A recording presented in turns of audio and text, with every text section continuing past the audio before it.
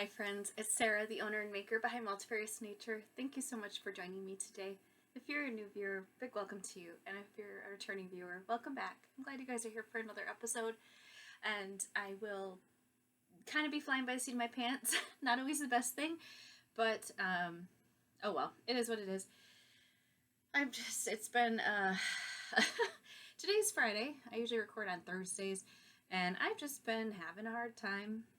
And I feel like I've been saying that a lot lately, but I am grateful the sun is out today. It is beautiful out right now. It's high 30s. I think it's supposed to hit 40 today.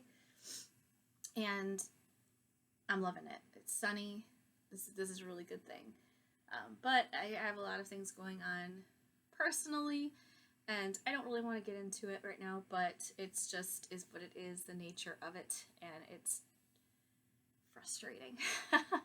But that's okay. You know what? It's as is life sometimes. But we will get through it.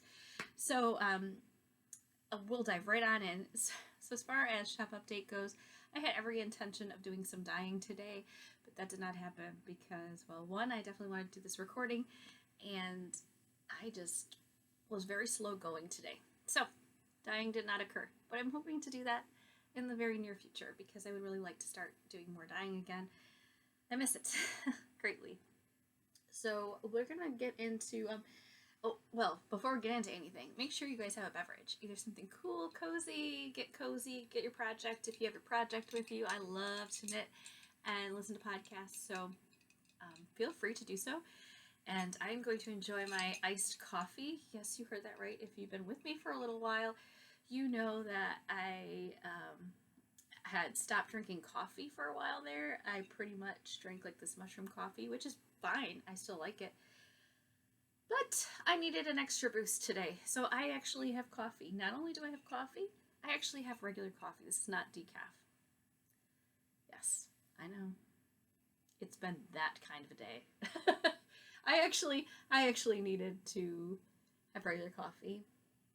I had regular coffee yesterday at work too. I know. 2 days in a row. Not a good thing necessarily, but it made me feel really good.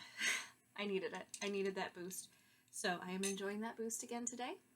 And I'm here for it. If you need your boost, enjoy your boost. So I have my iced coffee here with my lactose-free creamer in there because lactose and I don't get along very well.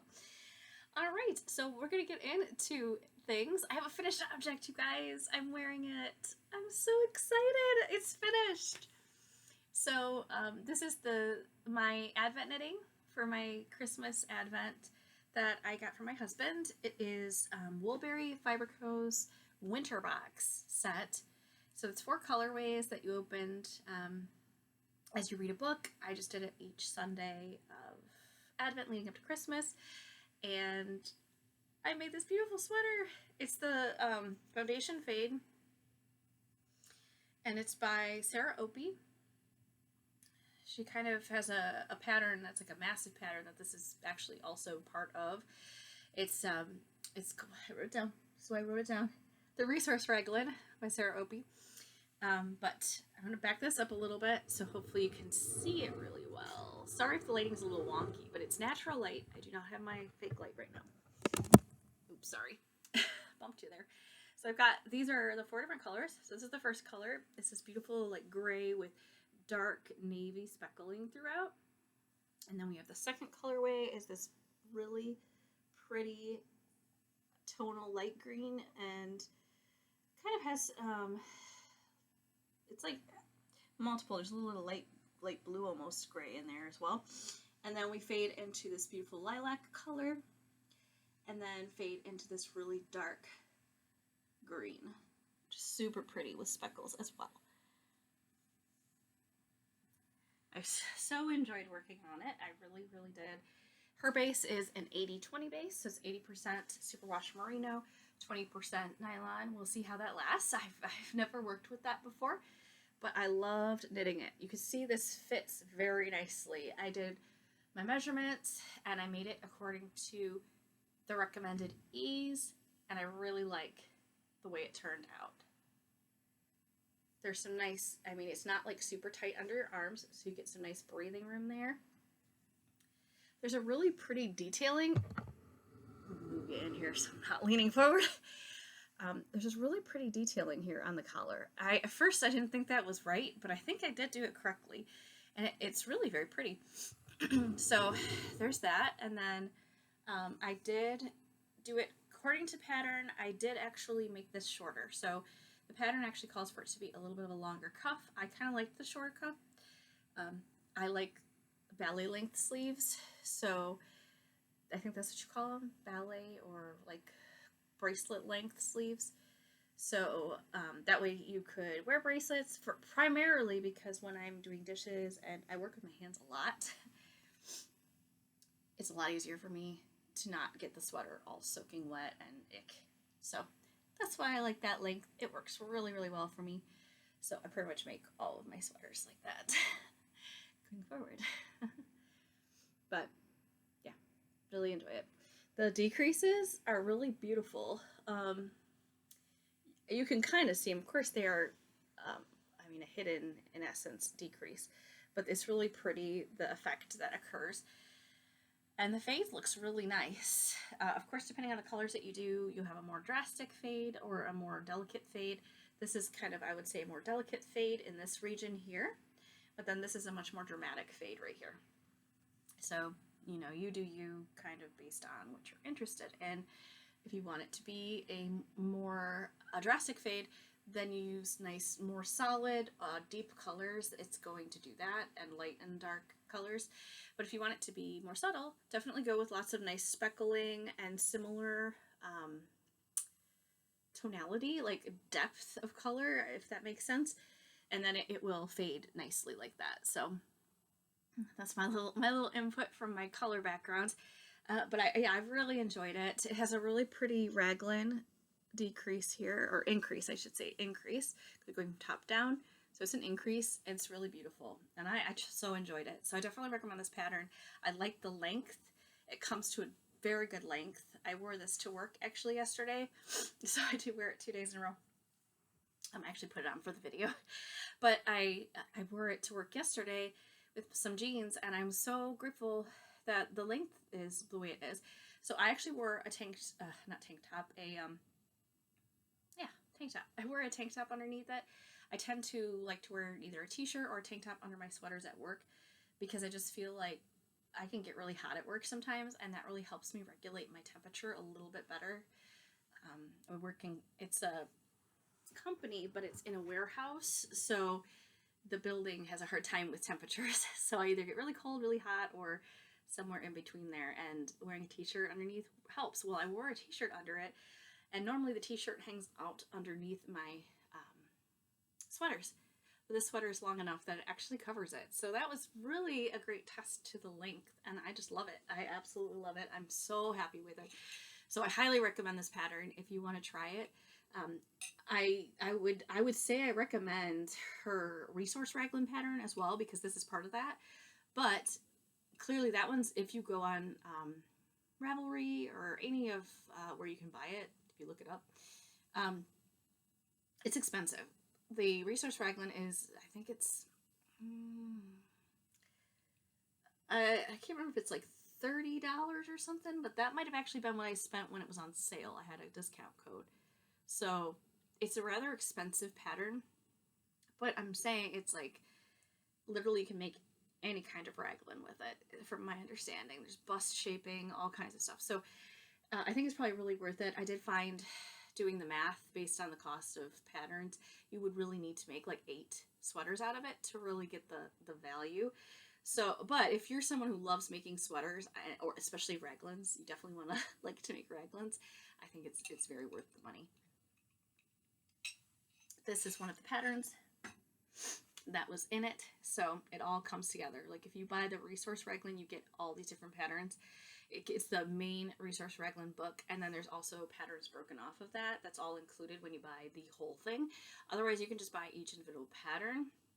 Like you could buy, this is, like I said, the foundation fade, and you could totally do that. And it would be the cost of like buying a typical pattern. So totally up to you, but I definitely recommend it.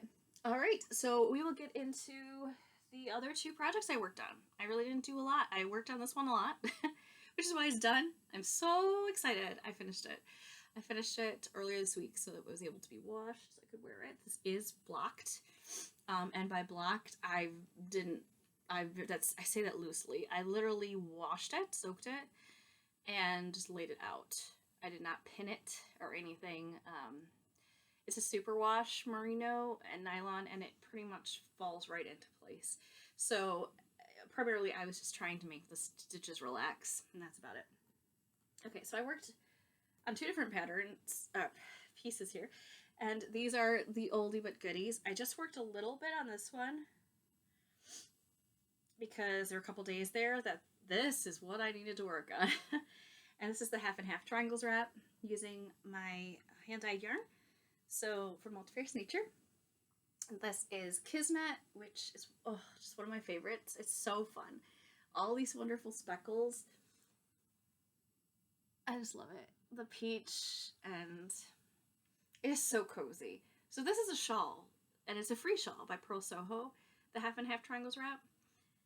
And this base that I have here is my merino. I really want to call it my merino alpaca because it's primarily merino. It's 20% super fine alpaca and 60% superwash merino and then 20% nylon. It's super, super soft. Super, super soft. And my dog, it's okay, Rory. She's out there whimpering because she wants to play. Oh dear. Anyway, that's what this base is here. So it's super soft and fuzzy. You can kind of see this little bit of a halo from the alpaca. And of course the merino. And then this is my BFL base. So it's a BFL nylon base. And it's superwash BFL. It's super soft. It's a little more hardy feeling than the merino. Merino is softer. Your BFL is going to be great for socks. It's good for anything, but definitely has more of that durability feeling to it. It's still very soft. It has a beautiful sheen because of the BFL. This is Strawberry Shortcake colorway, and it is a tonal, super fun pink. It's like, I'd say it's a dark pastel. It's like a hot pink, but that's kind of close to it. It's hard with the lighting here, but I think that's correct. It's slightly off, but there you go. I don't know. It's a little off. It's brighter in person. It's so hard with the lighting. I want to have the natural light so bad, but then it's always tricky. Yeah, here it is all caked up. That is pretty true to the color here, what I'm seeing at least. I don't know about your screen, but to me that's pretty true. This is a 2-ply. So you can see it has a nice definitive twist going on there. I love it. And yeah, very, very much enjoy working on it. And I'm just cruising along. It's a long going project. And I mean, it is a shawl, but I'm kind of primarily looking to use this as a blanket because I just want a really big, soft, fluffy blanket. Why not? When I'm cozy on the couch, right? Yes, yes. Okay, so that is one. And then the other project I worked on, full disclosure, I did not really work on my socks this week. And I don't know why. I think I just needed a blanket to work on, like something really, I didn't have to pay attention to the pattern. I guess that was a lot of it. Honestly, that was what it was. Because I'm thinking, why did I work on it? So I just started working on this 2 days ago. And this is my Birch pullover. It's been a bit, right? It was before the holidays. That was the last time I worked on my Birch pullover. This is a pattern by Andrea Mowry of Doria Renee Knits. This looks so teeny tiny. I mean, not really, but kind of. It's going to be a little bit on the shorter side, at least lengthwise. It's going to loosen a little bit. This is a non-superwash merino base. It's by Old Mill Yarn. It's kind of it's a warm gray 2-ply, and then I held it double because it's very light fingering. It's basically lace weight. I'm trying to separate these, you can see. Kind of see that. That's so I'm holding, they're both 2-ply, but they're basically like a very light fingering. I would definitely call it a lace weight. Really, I would call it lace weight. And I'm holding it double so I can get fingering weight. And it's a super fluffy fingering because it is a non-superwash. And you can see how, oh, beautifully stretchy this is. This is half fisherman's rib. And you guys, this is so much fun to knit. It's the weirdest thing. I haven't worked on it in a little bit because of the holidays, but the other day I started working on it. It feels so good to work on. So good. It's half fisherman's rib is really easy. It's really easy. Do not let it scare you. It looks scary. It does. It looks scary. But it's not. It's not scary. It's not even as involved as like brioche. So brioche, you have to do like wraps. When you're doing certain stitches, you slip and wrap. Things like that. This, you don't have to do that. It's so good. You should try it. Definitely try it. That's my plug for this wonderful pattern. Again, this is the Birch Pullover. You could totally do others. Look up half fisherman's rib. That's what this technique is. And I'm loving it. Here's my raglan here. Again, raglans. I love my raglan. I love my raglans. So this has been a big project because I've made mistakes here and there. That's why I actually do have Lifeline in here. And yeah, definitely needed it. So here's the funny part. So this is where my stitches were on hold. And then I, picked them up and kept going. It looks weird. Now the thing is, I don't think I messed anything up. I think, I'm just looking at this here, but I think what it is just because of the yarn that I had them held on. I think it just kind of like, I don't know, indented it, whatever. I'm really hoping that when I block that is going to come out, because otherwise it's just kind of this weird, really weird line, and it's on both sides. It's not as defined here, so my hope is that that's exactly what it was. Is it's just because it was on a thicker piece of yarn that it's kind of made it wonky. But I am very hopeful that when I get this blocked, it will, like soaking and then blocking, it'll relax and it will be fine, because I don't see any weird stitching. I didn't mess up that row, so I have no idea why it has that weirdness going on. Oh my goodness. But I am right now, I finished that one sleeve. I did that before. So I think, yeah, I'm pretty sure the last time I showed this, I had started working on this.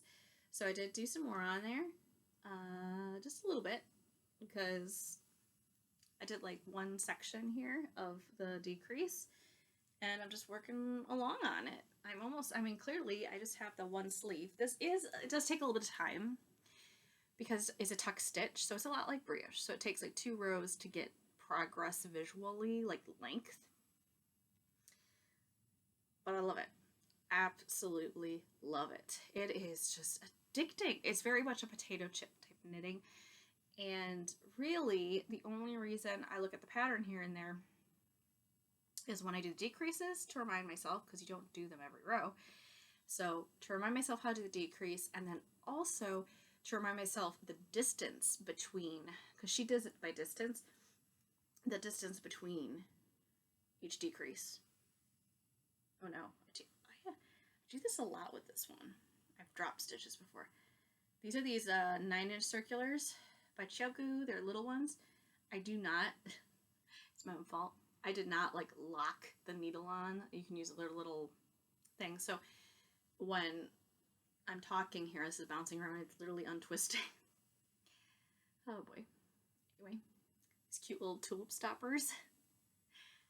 But yeah, I just love it. I'm really enjoying it, and I cannot wait to be able to wear it. I think it's going to be so comfy, cozy. It's non-superwash merino, like I said, so I think it will be a nice piece that I can wear for many seasons. I can wear it in the spring, I can wear it in the fall, definitely in the winter. I did a very neutral color so that I really could wear it all the time and feel very comfortable doing so. I'm excited about it. I'm very excited to have basically a staple piece. I feel like a lot of my sweaters, like this one in particular, they're kind of,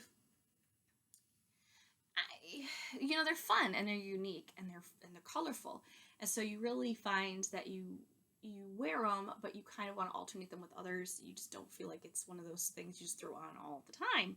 But my solids, my more neutral sweaters, I wear those a lot, like a lot, at least once a week in the winter, And so this I feel like would be one of those, like basically like a sweatshirt sweater, a sweater I would be just throwing on and loving it. I can wear it to work and I can wear it to do stuff in. So I'm looking forward to it. The length of these sleeves is longer than I normally do. So when I tried it on, see how obviously it's not on my arm, but you can kind of see that it kind of overlaps part of my hand here. So it's going to bunch up a little bit. Like when I actually put this on, this will hold itself here at my cuff. So the sleeves are going to be kind of looser looking. That was the length she recommended. I did do the length she recommended, and I'm for it. I'm for it because I think it'll be nice and it'll keep the sleeves long, so it'll stay nice and cozy, warm and toasty. But it's gonna be be a good length to not get my sleeves wet because it will stay at my wrist. There we go. That's what I was going for. My goodness. Yeah, so this was actually on a cone. I've talked about this before, but Baker Studio Lofts in Allegan, Michigan, they also own Old Mill Yarn, and it's basically in a building across the way. It's a warehouse. And during Michigan Fiber Festival, they open up and they'll do sales, like great deals, great deals. So if you're ever in the Allegan, Michigan area during the Michigan Fiber Festival, you should definitely check them out. I'm going to show you this. Hopefully I don't make anybody sick. Already. There is my cone tree. This one, right there, that long one right there, that is actually what I have left so far of this wool that I'm working with. So I'm pretty sure that this will be enough to finish the sleeve. So I have basically enough to probably make another sweater, to be honest. Serious cones. This massive white one right here, like cream, it's a cream color, that is a cone as well, but it is not on a cardboard cone. So at Old Mill Yarn, they charge by weight for most of their cones.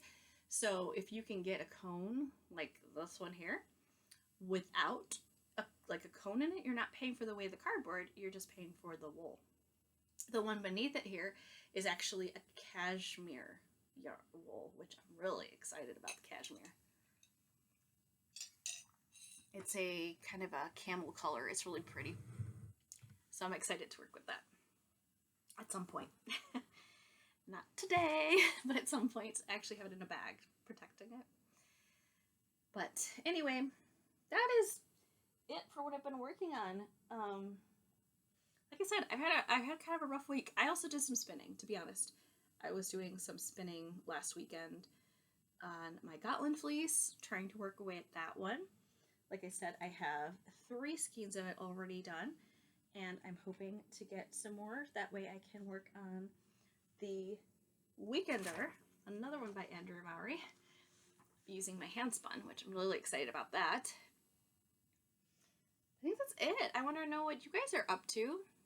Is the weather finally nice by you guys, or you got kind of weird weather? It feels like spring. It was so strange. The other day, it was in the 40s. I think it hit 40. It was really foggy out and really wet out, and it felt like you're walking through a cloud. It felt really good, actually. It smelled like spring. So bizarre. And yeah, I'm excited.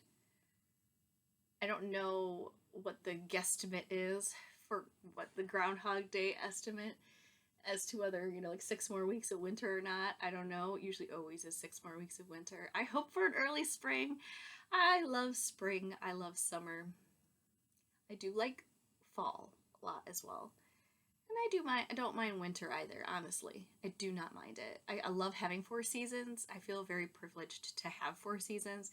Not everybody really has 4 seasons. So we've had a really good winter so far. Honestly, we haven't had massive issues. Even in the worst snowstorms we've had, we've been able to function, and we never lost power. Thank you, Lord. It's just been very fortunate when it comes to all of that. So, but super exciting news. So it's a little ways out. I've talked about it in the last video a little, I think, but anybody else have sheep coming? Like anybody have sheep? For one, are you guys ready for lambing season? Because it sounds like that's around the corner here, you know, springtime. So the Shetland breeder, we're going to be getting Shetland sheep. I'm really excited. I talked about the fact that we were going to be getting sheep. I don't know if I actually specifically said we were getting Shetland. I'm really excited. So we have to put the fencing in. And that kind of needs to get done, which is actually another really good reason why we don't have, we didn't have a really bad winter or anything, because we obviously need to get we need to get posts in the ground, and that's going to be a process. But yeah, we are going to be getting sheep. I'm really excited. So the goal for me is to get 3 sheep. The goal is 3. My husband said 2 to 3. My goal is 3. It's probably going to be used, probably going to go with females. And eventually we might, rent a ram or something to breed them. But we have a breeder near us. She lives very close to us, which is amazing. So because she's a veterinarian, she's a vet, so for her, it is better for her to breed them early. She breeds them earlier than many other breeders do, so that they lamb earlier. So her lambs actually start coming in February. They are due February 12th, I think. Her sheep are due to start lambing. And then after the lambing, then obviously they stay with their, maybe not obviously, they stay with the mothers. So the lambs stay with their mothers for, I want to say, like 10 weeks or something. Not an expert at this yet. We're still learning. But I know they stay with them for a while, and then she weans them off. So until, I think April, they stay with their mothers, and then we can bring them home. But in late February, early March, I get to go see the baby lamb. I'm really excited. So she didn't divulge, of course, how many are due. She did not divulge, that kind of thing, because of course you want to wait until the babies are born. But I'm really excited because I know the lambs that she had last year, and they were beautiful. And so I'm very hopeful for some really interesting colors, and I'm really excited to have these little sheep and work from their wool. That's primarily the reason I want to get sheep now. Obviously, I'm excited about the husbandry end of things. I'm excited about the animals and working with them and getting to know their little characters that they are. I've heard wonderful things about Shetlands. They're supposed to be extremely hardy animals, and we don't live in the harshest of climates, but we do get some pretty cold weather. So we are building a little shelter for them. That is also like 98% finished right now.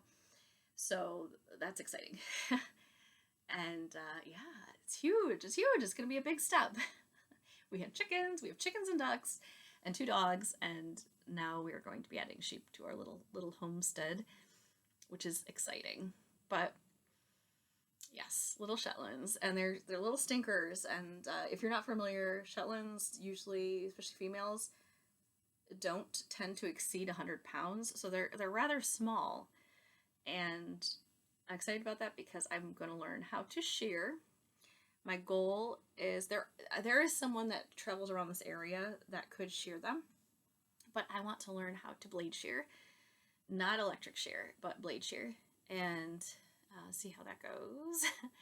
I also would love to rue them if any of them will rue. I do not know if, based on how she has bred them, I do not know if that trait has been bred out of them or not. She did say some of her sheep would rue, but I think she does shear all of them. So I'm just excited to see if they'll rue or not, because I think that's really fascinating that is one of the old ways of removing the fleece off of some of these heritage breeds that have wool. They naturally shed it, which is really fascinating to me. So yeah, they're supposed to be, little pistols, these little Shetlands, and they're supposed to be very sweet animals. And I'm just really excited. I can't wait. If you can't tell. Anyway, if you guys have sheep, I would love to hear from you. I know a few of you do. That follow me, and I'd love to hear some of your expert tips for a newbie shepherdess. I would be very new, like super green. Guys, I sometimes feel like such a fraud because honestly, I kid you not. Like I said, I know I've just mentioned this before. So we live out in the country now. It's beautiful, absolutely beautiful out here. My heart feels like this is where I am meant to be. It's so weird. I feel very at home here, out in nature. I feel very at home. I grew up surrounded by pavement. I grew up in the suburbs, an hour north of Chicago. So that is where I grew up. So that is my background. I spent, oh gosh, how many years? I was 20 when I moved out of Illinois, because I did my first couple years of college there, and then I transferred to Western in Kalamazoo, Michigan. So yeah, 20 years in and then I was in Kalamazoo, which again, city, and there is just something about being out in the country and being surrounded by nature. It's amazing. But I grew up in the city, and so some things are very foreign to me. The whole aspect of raising your own food, raising animals and taking care of them and providing for them, and then they provide for you, is this beautiful, beautiful cycle. But it's also foreign to me, and it's a learning curve. It's a learning curve, but there's such a respect. So it's fascinating and emotional and hard, and like I said, beautiful. It's absolutely beautiful. So I'm really excited to continue to keep learning about it. But like I said, I'm so new, my husband as well, that I'd love to learn from anyone who's willing to share. I am here for it. But for those of you that are entering lambing season, if you are one of those that have sheep, I hope everything goes smoothly for you, and yes, and we get to see all the cute little lambs posted online and everything, because they are so stinking cute and the sweetest little things. And sheep are just the sweetest animals. Obviously, rams, you have to have a level of respect. They can, not always, but they can be aggressive because they will protect the flock and their females. So I get it. I totally get it.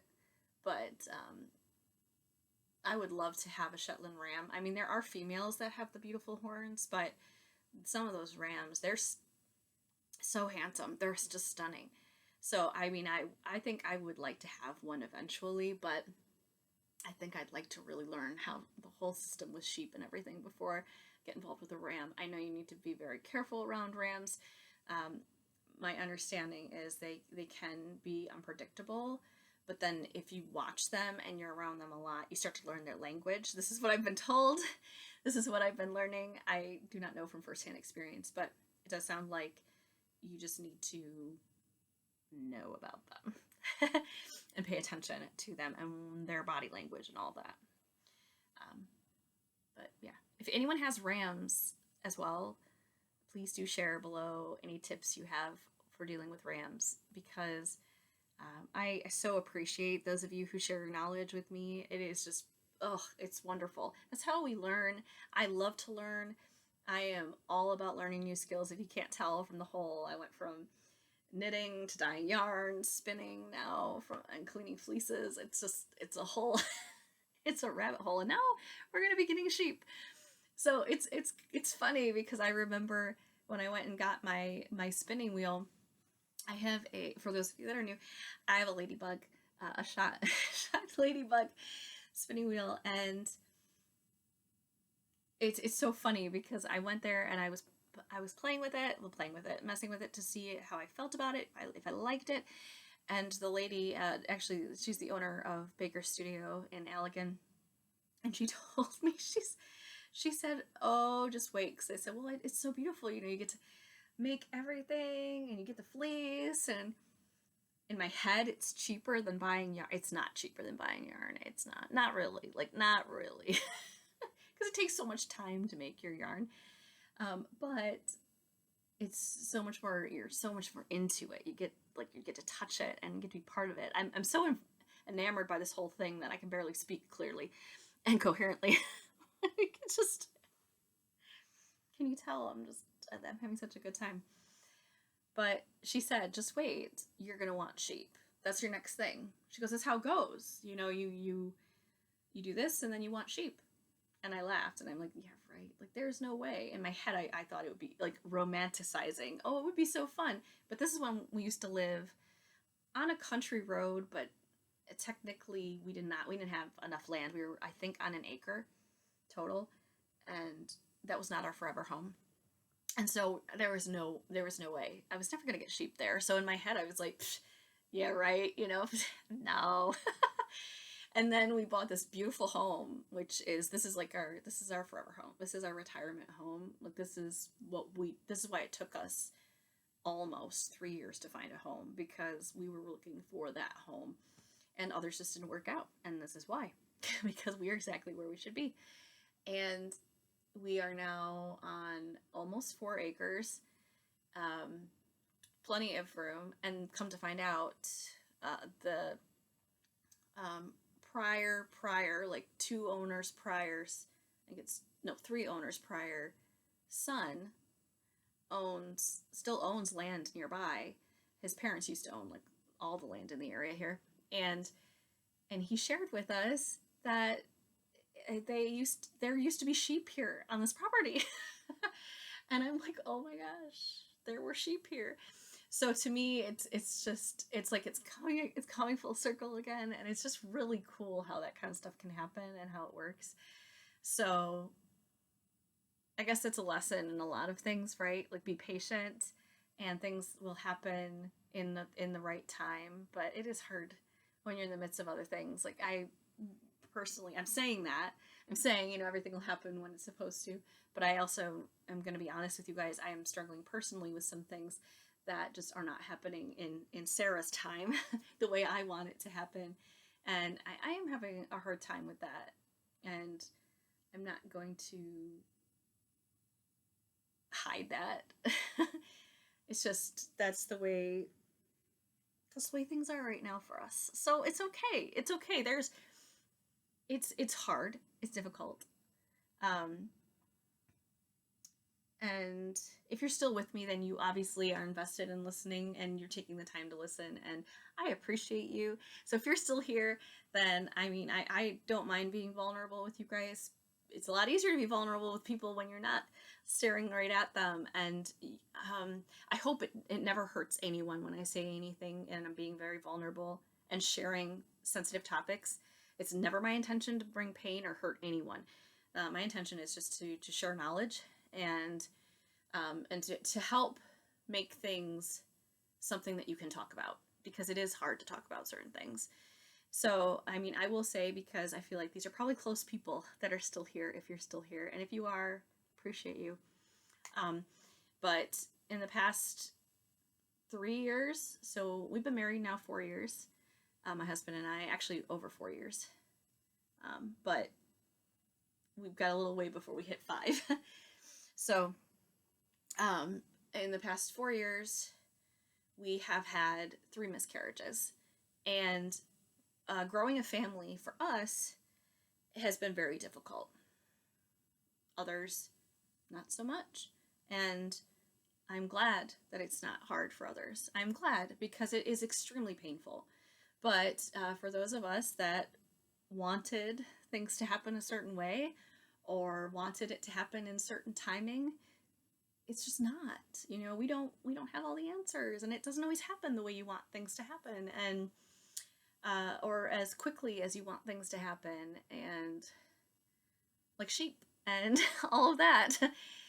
But here, it's so funny that, I kid you not, I feel like it was just yesterday that my husband said, well, because we had been expecting last year, actually, around this time, and it was like, well, we were initially going to try to get sheep last year, and we were like, let's ride the roller coaster of having a child first, and then we will get sheep, because it was going to be a rush thing. We would have to, like I said, we didn't have fencing up yet or anything, so we would have really had to rush during that first trimester end of things. So unfortunately, that pregnancy did not go past the first trimester, and here I thought, okay, well, now I have to wait a whole year for sheep again.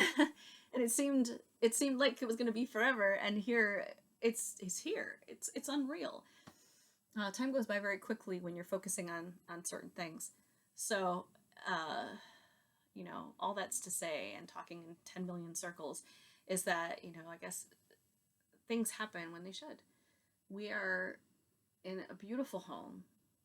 We are very fortunate. We are healthy. We have 2 amazing animals, amazing dogs. They're so sweet. We have wonderful chickens and ducks that provide us with these delicious eggs. And we have wonderful neighbors. And our families are healthy. Like, what more could you ask for? Really, really. What more could you ask for? So, all that to say again is just always take note of your blessings in your life, because even though there's hardship and very, very, very difficult times that can seem like you're never going to get past it, you will, and it'll be okay. It will be okay. I can't tell you everything's gonna work out the way you want it to in your time, that's for sure, but things will happen the way they're supposed to happen. They just will. I do believe that. It's just sometimes they can hit you like a freight train and you never saw it coming. So, yes. But anyway, sorry, I'm not trying to be a downer. I'm really not trying to be a downer. I've had a difficult week. This is what happens when you ride the roller coaster of life, and trying to expand your family. However you may be trying to expand your family, that is its own multitude of avenues. There's so many different ways. So that's to say, I hope you guys are doing well, and sending my love to you. Take care. Have a wonderful rest of your week. I look forward to catching up with you soon. Bye.